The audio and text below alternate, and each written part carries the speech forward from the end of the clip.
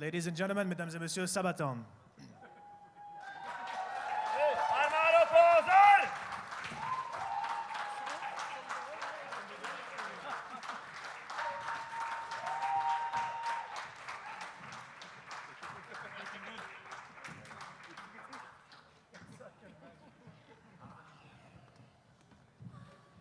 We're going to sing a cappella for 30 minutes, so get your earplugs.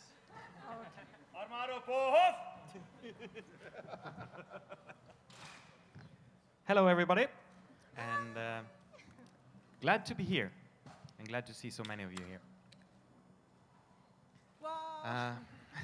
Where to begin? Well, first of all, bunch of crazy people behind us. They're with us on stage tonight. It's the Great War Choir, and it's going to be a really special show. And, you know, a lot of bands play with orchestras, which we have done too, and it's a lot of fun. On the other hand, that's something different. Choirs is a lot of Sabaton. So we thought, why don't we take something that's a big part of our music and make it even more strong? So, give it up for the Great War Choir.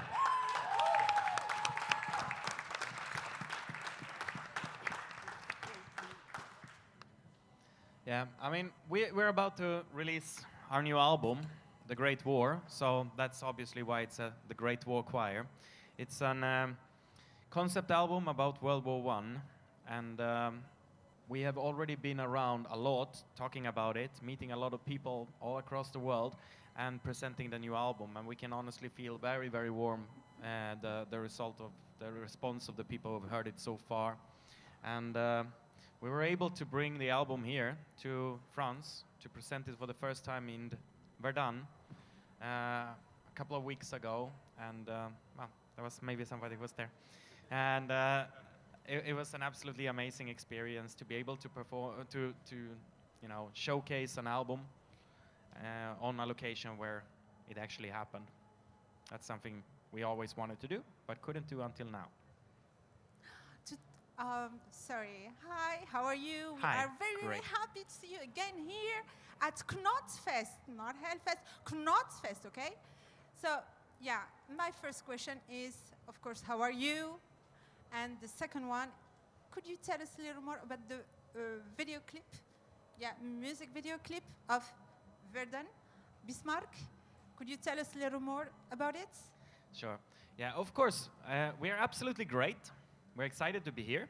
I think at the moment we have had a long break before starting to play a few shows now.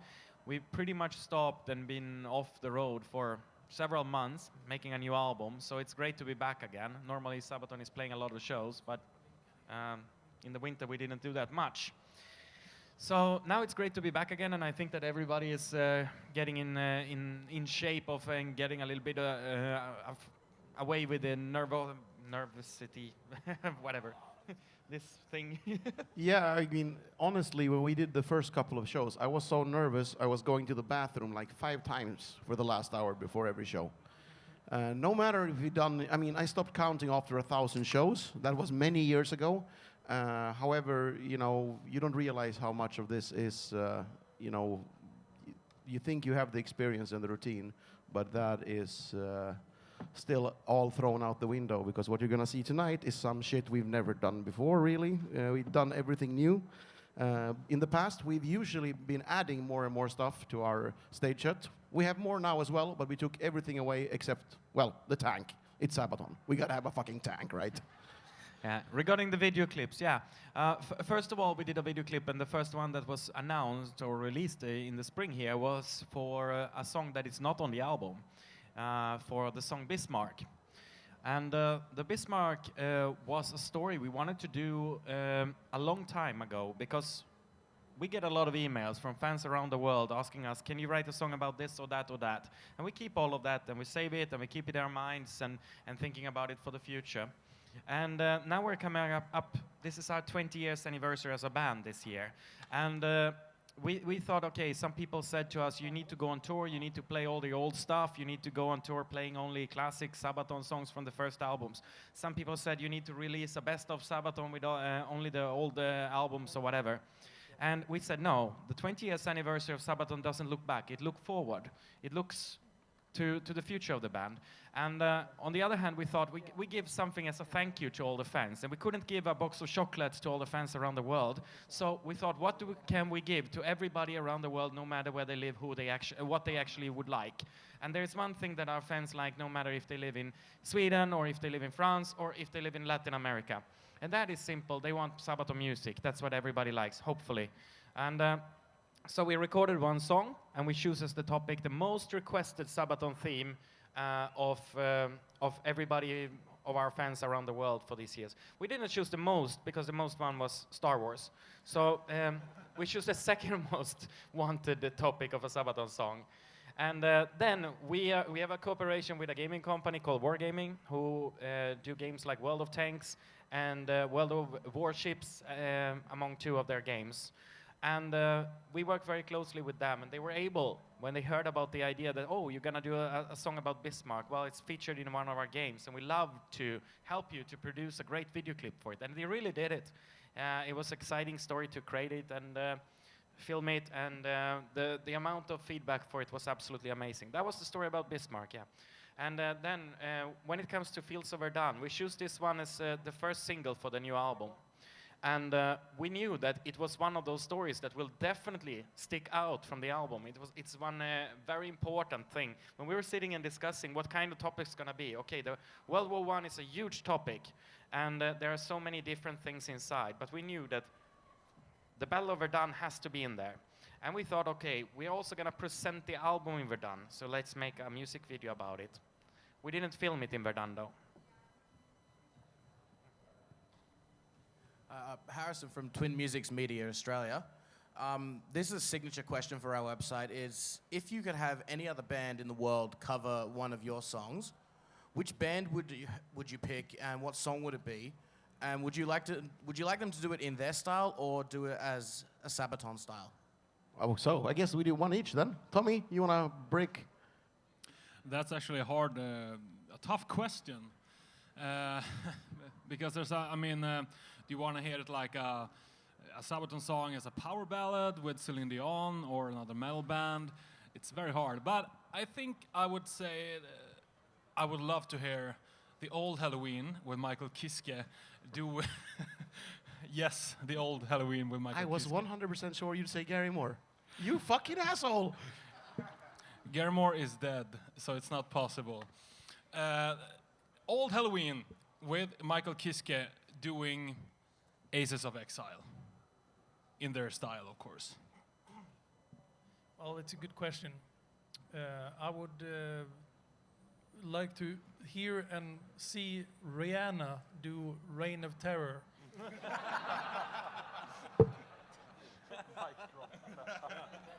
That was mine. Fuck you. Oh, what am I gonna go with? A lot of good ones are dead, you know?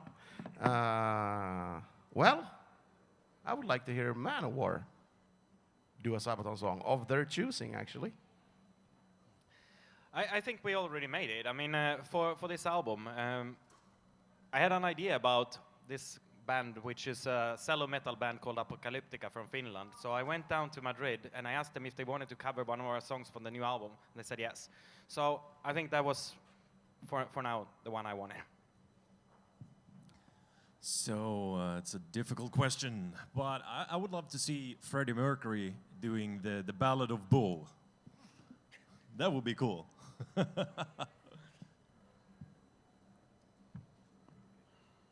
Hi guys. First of all, I'd like to say I am so excited right now to be talking to you. My heart is beating like crazy. I think I peed in my pants a little bit. Don't tell us that. No, I'm sorry. But I'm very, very excited to be talking to you. And obviously, with the 100th year centennial of the end of World War I, obviously, and the fact that you guys are the greatest band of all time forever, there's a lot of anticipation for this new album that's coming out. And is it going to be something where there's going to be things in it that would shock us, be surprising to us as fans? Or is it going to be yet another instantly recognizable classic that kills all albums that have ever come before? Well, it is very much a Sabaton album. Don't get that misunderstood. Nobody who listens to it will think otherwise. However, I gotta say though, on every Sabaton album, there are quite a few surprises, and I say there's a bit of a mindfuck towards the end of this one. So, Okay. let's see what you think, Okay, I'm very excited. and let us know, please. Okay, I will. Hey guys. Hey. I'm sorry for this guy. I bring him from the US, so yeah, sorry. Yeah, it seems that in studio, you told me 1 month ago, it was pretty fast, and the drummer is machine. Yes. So I want to hear the new guys and how was it? It was pretty fast in studio and pretty We talked just a month ago about how fast the album was, the actual recording, especially from the basic stuff. And in the beginning, how we tracked everything from bass, drums, guitars, and stuff like that. Yeah, well, for me, it's my third Sabaton album, and I think that the whole creative process in the studio is always something I really enjoy. It's just a nice environment to be in, you know, and I think we're a good team discussing from the stage of the demos to the actual drum recording, to what extent can we go crazy, to what extent do we need to keep it simple. And now it's 6 years and counting, so I think our working relationship as it comes to recording in the studio is a pretty tight one, which makes it so much fun, pretty uncomplicated, and just shitloads of fun, basically. And yeah, same with this new album. It was very enjoyable, and I think we leveled up on the playing and that goes for all of us, and production as well. So I'm super stoked for you to finally hear it in a month or so, but good question, thank you. Well, before I joined Sabaton, I recorded many albums with many bands in many different studios, and I have to say, working on the Great War, I have never before in my life recorded an album with so many professional people, in such a professional studio, in such professional way. I mean, we did the guitars in so short amount of time that I didn't think it would be possible to do that, but we did, and we did more than we thought we would do. I mean, recorded more stuff than I was expecting to record, but it went a lot faster than I thought it would do, and it was just it was an amazing and very, very fun time to record this album. I had a good time, and I learned a lot, and I recorded some really cool guitar solos. So I mean, of course, it's a nice album, and I think you're gonna like it very much. It's not nice. It's great. It's the Great War. It's the great album, of course. Well, thank you for leaving nothing for me to say. No, but actually, the recording this time was, I think, even quicker than the other albums. I mean, I think Hannes did all the drums, from the first day to rigging up all the drums and doing the sound check and everything. 2 days it took, and for all the guitars, what? Just to fill in there, Yeah. It can easily be perceived as being sloppy or because it was so fast, but it's just a sign of how the production went. Like, there was no major hiccups, and when you have fun, time flies, and really that was the case. We could push songs, keep on going, and also push your level of musicianship as hard as you can. And that goes for both guitar players as the rest of the band. Yeah, being well rehearsed before going into the studio. And guitars were done in 1.5 days. So we beat the drummer. Competition, so, yeah. healthy. Competition, yeah. You only but it was have cool. 6 strings. I have a lot more drums than that. Yeah, I know. I have 7. Okay, I have also another question. Could you tell us a little more about your YouTube channel, Sabaton History video? Thank you. Sabaton History Channel, a YouTube channel launched on February 7 this year. The whole idea about it is to tell people more about the background of our songs, the historical background of it. We had the idea already 15 years ago when we wrote the first album about history and war history, and we were discussing how people can find out more what their songs are actually about. At that time, we could put inside of the booklet some little texts explaining this song is about this next to the lyrics. Today, people don't really buy CDs, so they don't read the booklets anymore. So we needed a different way. But we already talked about it 15 years ago, how we can possibly explain this in the best possible way. And that was through documentary series. It is not something we could have produced 15 years ago. It takes quite a big team. On the team, we have 3 proper historians and 2 history students working. And a lot of other people. So it's a total team of 10 people working on every episode to make it happen. This is something we built up over time. And we actually came across Indy, who is the host of The Great War in our TV show. We came across him some years ago when he was interviewing me about Sabaton's relationship to World War I. And we got friends, and when we were about to do the new album, we contacted him, we set up a meeting with him, and we instantly agreed that it's time to launch the Sabaton History Channel. Now we have been doing 20 episodes. We are growing faster than we could predict that it would do. And the idea is that we will cover every single Sabaton song. And before this was launched, a lot of people said, and right, everywhere we could read it for many years, people said, I don't need to go to school, I learn history from Sabaton. People said, oh, Sabaton is the best history teachers in the world. These kind of things. We read it.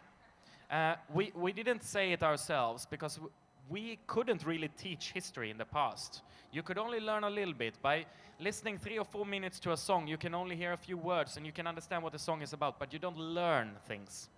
But from February 7 this year, when we launched Sabaton History Channel, we can actually teach history, and Sabaton evolved into something different than what we were before.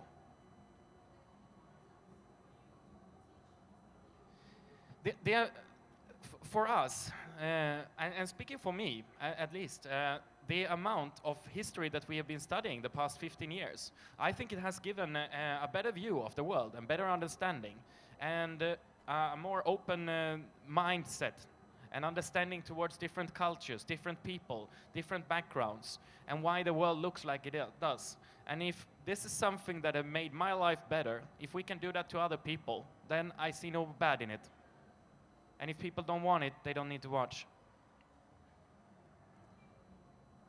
I have a 2-part question. The first part, with this new album, will you be doing a world tour for the album, and would you be coming to Australia anytime soon? And also, you said that this album was recorded a lot faster than your previous ones. Are there any other ways that this album differs from previous Sabaton albums? What is it with you Australians? You're always asking when you're coming to Australia. Because we love you! We love you too. It's the most asked question of the entire press weeks that we've been doing. Yeah. No, seriously, we'd love to come. Yeah, we'd love to come back, and yes, we're going all over the world. However, at this time, I can't tell you when. But really nice people down there. It's a bitch to get there, though. And this time, I mean, we'd like to come not only for, you know, a short while. We'd like to see a bit more of the country. Spend some time there, drink some beer, you know. And when it comes to the album itself, well, we said it before, it is really much a Sabaton album. You're not going to mistake it for any other band. You're not going to suspect it's Slipknot, you know. But that being said, there is usually a couple of surprises on a Sabaton album. I think this one might have 1 or 2 more surprises or, you know, new directions. My personal opinion, if you're, you know, deep into it, it's a bit more dark and more atmospheric. But everybody's got different opinions of it, so we will see. But I guess it's natural when you talk about the Great War. It's a very, very dark period in man's history. So if you compare that to for example, our 2 previous ones, Heroes and The Last Stand. Obviously Heroes, there's a lot of heroism to be celebrated. Also, The Last Stand, as a subject, even though, I mean, all conflict is shit, I'm not saying anything else, but that is something heroic, also worth celebrating, people choosing, you know, basically death at all costs, or victory or death, whichever it might be. There is something, well, cheerful or worth celebrating in there. So, in a way, this topic, by going into the studio, by starting to write the songs, knowing we're going to do it about this album, I think absolutely made it a bit of a darker story. Hello. First of all, thanks for everything. I really love your music. I saw you guys last week on Greenfield, and I was just blown away. I love all the songs, especially the new ones. But I was just wondering, what is your favorite festival to play at, and why? This is how war starts, right? Do you want us killed? Damn you, girl! Well, one of those tough questions, because we've been playing at so many festivals and so many great festivals. But I mean, of course, not Fest. But I would also want to add Hellfest, and I would also like to add Sabaton Open Air in Falun. Good. Otherwise, you're just a traitor. It's a trick question, but for me, like, the only thing that would be really different is like maybe the food for us, really, or the backstage, how AC, or if that works or not. But what's the same every time is the people in the audience, right, with the fans, and that's the same. That usually it's just great. So, and that's actually what happens after a while. If you're done on a world tour of an album, how many shows? 200. Yeah, hundreds.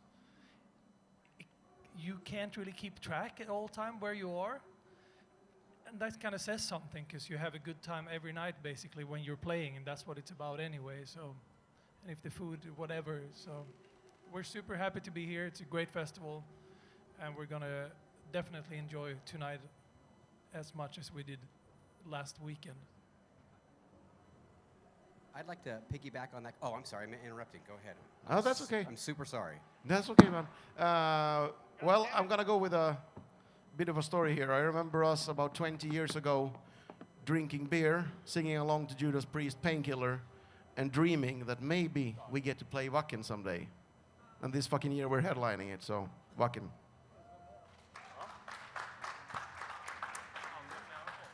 Yeah, that's going to be something special, and there we are also doing, we are taking the both two main stages at the same time for doing something people have never seen before. So that's going to be something special for sure. I agree with him. Oh, well.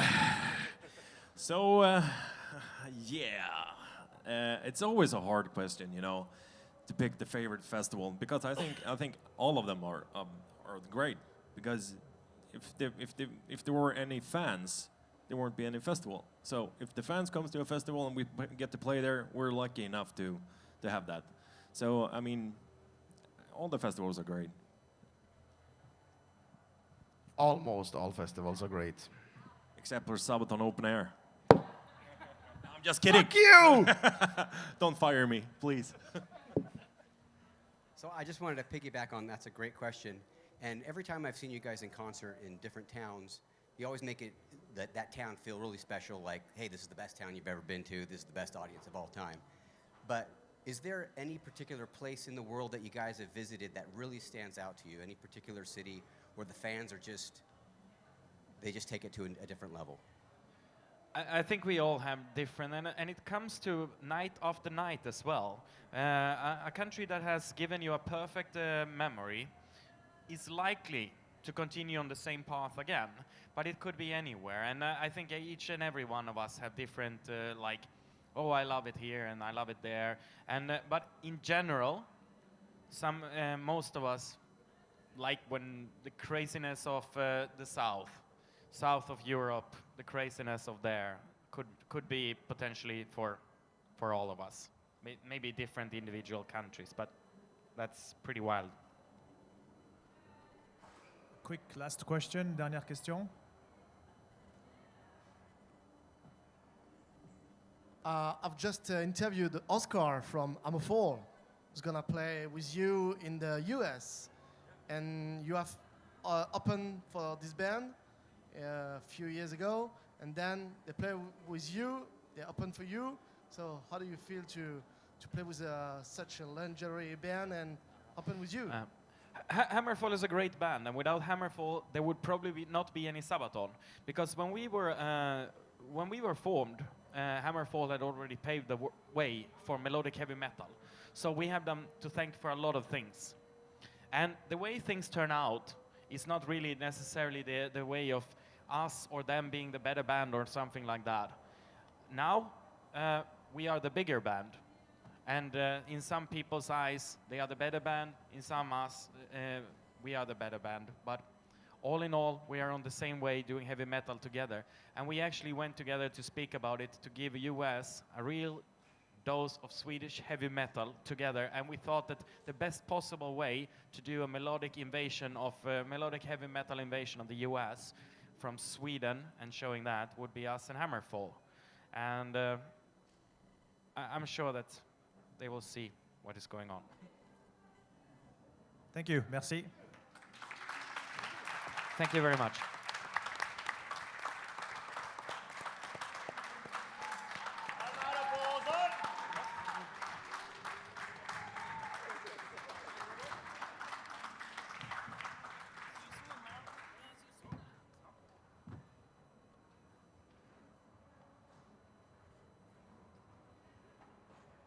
Armados bravos, bort! Alle arma, alle arma, alle arma.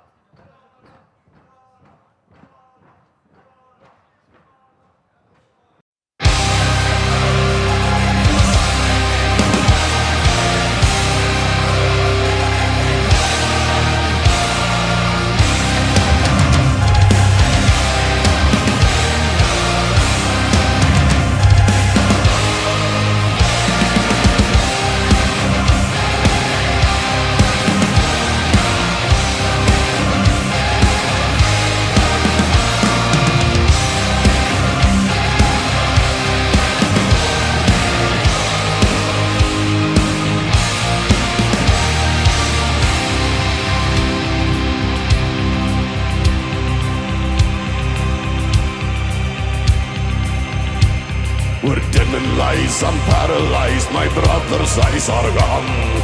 And he shall be buried here, nameless marks his grave. Mother home, get a telegram and shed a tear of grief. Mud and blood in foreign land, trying to understand. Where is this greatness all been told? This is the lies that we've been sold. Is this a worthy sacrifice?